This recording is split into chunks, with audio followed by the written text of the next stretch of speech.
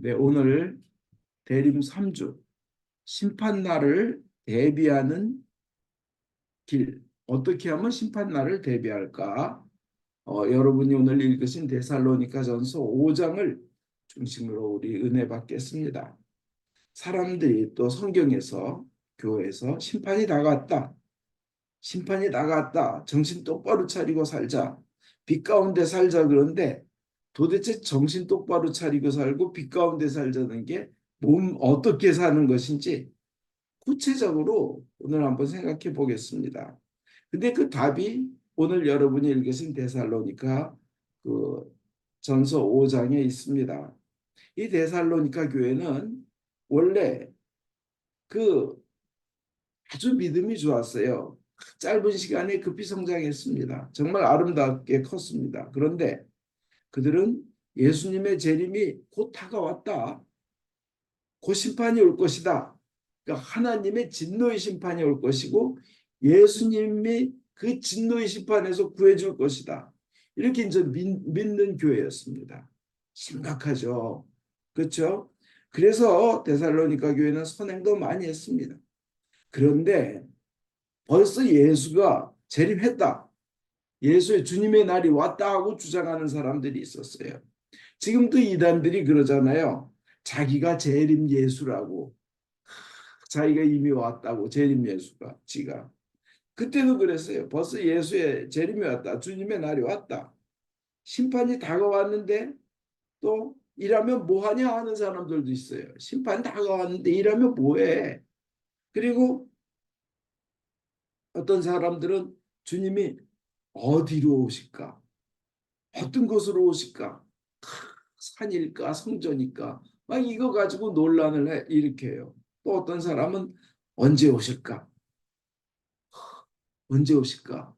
지금으로 말하면 미국 동부 시간 12시면 한국은 뭐 2시인데 예, 뭐 어디 기준으로 지금 해야 됩니까? 뭐 그런 걱정으로 교회 내 문제를 일으킨 사람들이 있었습니다. 그들 중에 어떤 사람들은 일은 안 하고 그런 토론, 그런 생각에만 치우쳤습니다. 그러니까 사도 바울께서 예수님의 재림과 심판에 대해서 어떻게 준비하는 게 올바른 자세인가를 가르쳐 주는 것이 데살로니가 전서하고 데살로니가 후서에 나와 있는 겁니다. 데살로니가 교회가 워낙 그러니까 아름다운 교회지만 근데 첫째로 그 데살로니가전서 5장을 기준으로 첫 번째 생각하는 거는 너희들이 구원받았기에 구원받은 사람들은 겁내지 말라 하는 겁니다. 아주 중요해요. 갑자기 해산의 진통처럼 갑자기 오고 도적처럼 올 것은 확실하다. 그러나 구원받은 사람들은 겁내지 말라. 믿음 속에서 희망을 갖고 살아라 하는 겁니다. 믿지 않는 자들은 방탕해서 그 방탕함 속에 어둠 속에 있으니까 잘 안 보여요. 심판이 오는 것이, 예수님이 오시는 것이. 그들은 자고 있든지 방탕 속에 뭐 술에 취해 있기 때문에 심판이 다가와도 모르고 있다가 갑자기 닥쳐들인 것처럼 허둥지둥하게 됩니다. 그러나 믿음으로 정신을 차리고 사는 사람들, 빛 속에 살고 있으니까 환한 곳에 살고 있으니까 잘 보입니다. 심판자가 오시는 게 다가오는 것이 보인다는 얘기입니다. 그리고 잘 보이니까 두려워하지 말자는 거예요. 갑자기 믿는 자들에게는 갑자기 닥치지 않는다는 겁니다. 왜냐? 이미 구원을 주셨기 때문이에요. 9절에 오늘 읽으신 5장 9절에 보면 데살로니가전서 5장 9절 하나님은 우리를 구원하시기로 작정하셨다. 하나님이 이미 작정하셨 결론 내리신 거예요. 10절에 보면 그리스도 예수님이 우리와 영원히 사시려고 죽었다. 그래서 그 뭐예요? 10절에 우리야 자고 있든지 깨어 있든지 죽었든지 살든지 우리와 영원히 사시려고 예수님이 우리를 위해서 죽었기 때문에 우리는 그리스도와 함께 영원히 산다는 겁니다. 이것처럼 기쁜 게 어디 있어요? 그러니까 두려워하지 말라는 거예요. 그것을 믿는 것이 그게 구원의 투구로 쓰는 겁니다. 그것을 믿는 것이 구원의 투구로 쓰는 거예요. 난 구원받았다. 머리에 딱 그냥. 그리고 그것을 믿는 것이 믿음의 갑옷이고, 그것을 믿는 것이 사랑의 갑옷을, 하나님의 사랑의 갑옷을 입는 겁니다. 그러니까 두려워하지도 말고 무서워하지도 말라. 그리고 두려워하는 사람, 무서워하는 사람, 걱정하는 사람들 격려하고 도와라는 거예요. 예? 두려워하지 말고. 그게 심판날을 대비하는 우리 크리스찬의 자세입니다. 자기가 크리스찬 안에서 산다면 굳이 그러면 어떻게 구체적으로 뭐뭘 해야 될까? 첫째 그렇게 믿어야 된다는 얘기예요. 그죠? 그리고 열심히 일하며 살아랍니다. 열심히 일하면서 살아라. 빵 굽던 사람은 빵 굽고 가게 하던 사람은 가게 계속 해라. 의사로서 병 고치던 사람은 계속 병 고쳐라. 뭐 곧 심판이 다가온다고 가게 문 닫고 산 위에 올라가는 짓 같은 거 하지 말라는 거예요. 데살로니가 교회에다 보내는 말씀입니다. 곧 심판이 다가온다고 하면서 생업 다 내팽개치고 가족들 다 내팽개치고 이런 짓 하지 말라는 거예요. 그냥 성실하게 계속 일하라. 자기가 손으로 힘써서 일해서 벌어 먹고 살아라는 겁니다. 14절에 보면 그렇게 되어 있어요. 또 심판이 온다고 하면서 일은 안 하고 놀고 먹는 사람들이 있었습니다. 그런 사람들에게는 일은 안 하고 막 빈둥거려요. 일은 안 하고 빨리 주님 오시오. 빨리 주님 오십시오. 뭐 주여 오시옵소서. 뭐 일은 하나도 안 하고 그러면서 남한테 얻어먹기만 하는 거죠. 생활이 그걸 규모가 없다고 개역 한글에는 표현되어 있고 다른 번역에 무질서하다. 무절제하다. 게으르다. 이렇게 번역이 되어 있어요. 근데 데살로니가 우서 3장 10절에는 일하기 싫으면 먹지도 말라고 아예 딱 대놓고 바울은 얘기하십니다. 심판이 다가오고 주님의 때가 다가온다 하더라도 그건 아무도 모르니까 하나님만 아시니까 열심히 일해서 먹고 살아라는 거예요. 물론 주님의 오심을 전하기 위해서 집 팔고 재산 처분해서 선교를 떠난 분들, 또 주님의 일을 하려고 자기의 모든 것을 다 처분하고 주님의 일에 헌신한 사람들 굉장히 훌륭합니다. 예수님께서도 네 가진 것을 다 팔아 가난한 사람들에게 나눠주고 너는 나를 따르라 그렇게 하셨잖아요. 그 소명에 따른 사람들은 아주 훌륭합니다. 소명을 위해 그렇게 하니까 훌륭한 겁니다. 근데 그렇게는 하지 않으면서 재림이 어디에서 일어날까, 장소가 어딜까, 언제 일어날까, 그 시기는 언제일까 이런 것만 논쟁거리로 삼으면서 문제를 일으키는 사람들에게 사도 바울이 하시는 말씀입니다. 그 일은 안 하면서 쓸데없이 그냥 무질서하게 제 멋대로 사는 사람들, 이 사람들에게 사도 바울은 열심히 일하라고 그럽니다. 우리나라에서도 1992년 10월 28일이 왜 종말이라고 해가지고 그냥 집단 생활하면서 자기 집 팔아서 이단에게 다 바치고 10월 28일은 애도 안 나면 안 된다 그러고 뭐 지구가 종말이니까 뭐 그래가지고 얼마나 난리를 치었습니까? 그러니까 정말 인류에 있어서 가장 엄숙하고 가장 근엄하고 가장 중요시돼야 될 이 재림 심판날이 세상의 조롱거리가 된 거예요. 그렇게 막 떠들었던 이장림 목사라는 사람은 마약하면서 그때 감옥 가 있었고 30매덕을 그 당시에 걷어들여서 집을 몇 채나 사고 또 뭐 1992년 10월 28일이 말세라 그러면서 1994년에 만기가 되는 어떤 채권을 사고 그랬습니다. 얼마나 그러니까 우리는 열심히 성실하게 사는 거예요. 주님께서 주신 귀한 직업은 보카시오. 하나님의 부르심이라는 의미가 있어요. 소명이라는 우리 직업에는요. 오직 하나님만 그 시간과 때는 하나님만 하시니까 성실히 먹고서 일하고 살아라는 거예요. 그 다음에 세 번째로 사랑으로 선을 행하며 살아라는 겁니다. 여러분 사랑이 없는 신자 생각할 수 있습니까? 야심한 신자예요. 예수 잘 믿는 신자예요. 근데 사랑이 하나도 없다. 상상이 안 되죠. 그건 서로 모순이에요. 그죠? 그리고 열심히 예수 믿어요. 아주 믿음이 좋아요. 근데 선행이 없다. 선행이 없어. 사랑과 선행이 없다. 그런 신자 있을 수 있어요?